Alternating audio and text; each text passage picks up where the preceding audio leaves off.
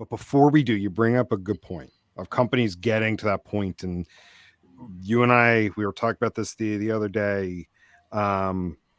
Just the two of us around the idea of burn it to the ground.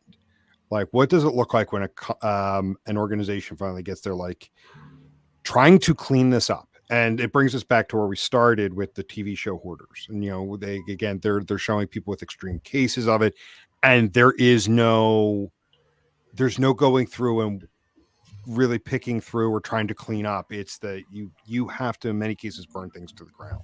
Yeah.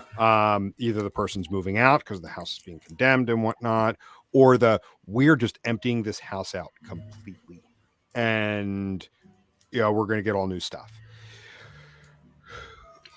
What is your advice to someone who is reaching that point? Like, it's like, my God, we can't even maintain this. The thought of maintaining it is impossible. We're thinking of starting from scratch. What is your advice? What are your thoughts? And what are things people need to think about? Because, I bet at some point where it's just maintenance just seems impossible, the thought of just starting over from scratch is incredibly alluring. Mm-hmm. But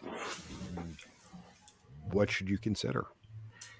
I think there's probably 2 or 3 critical things that you should consider. I think these 2 to 3 things most companies don't consider. And that's why most of these projects in the long run prove to be unsuccessful and a waste of money. So those 2 to 3 things are: number 1, set aside a reasonable amount of time to make this happen. Doing rebuilds is difficult because getting the business to buy in to doing something like that is incredibly difficult. And so what happens is these analytics teams feel pressured to do it in an unreasonable time period. Oh, we're going to rebuild in 3 to 6 months. Not possible. Not possible to do it right. And again, we're looking through the lens of multi-billion-dollar companies. If you're a smaller company, maybe it's easier, but maybe it's harder because you don't have the resources. But number one would be, give yourself a proper timeline to do this. Otherwise, you're setting yourself up for failure right from the start. Number 2 would be that you need to slow down enough and we just talked about this. Number 2 would be slow down enough to take inventory of every system that is going to be impacted by this decision. It's not just analytics. It's not just testing. And by systems, I also mean people and processes. Who's impacted and how are we going to manage that impact? That's number 2.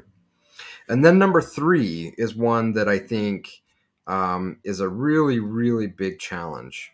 And I think number 3 is often overlooked and is probably the biggest contributor to why these projects fail. And that is that oftentimes the ecosystem has become so damaged that burning it to the ground is not enough. And it takes considerably more work to prepare the environment to rebuild than people realize. And so they rebuild on top of toxic ground. I think you're on the opposite side of the state for this to be a pertinent example, but maybe you've seen it. I've definitely seen it here. We had a major steel mill in the valley that closed down, and it was a Superfund site. It was toxic. And they ripped it down, and now it's houses and retail space. What would have happened if they just ripped it down, took away the building materials, and then built new houses and new structures? Well,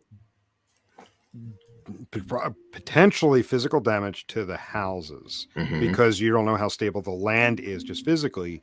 But the bigger problem is the health of the people living That's there. right. Yeah.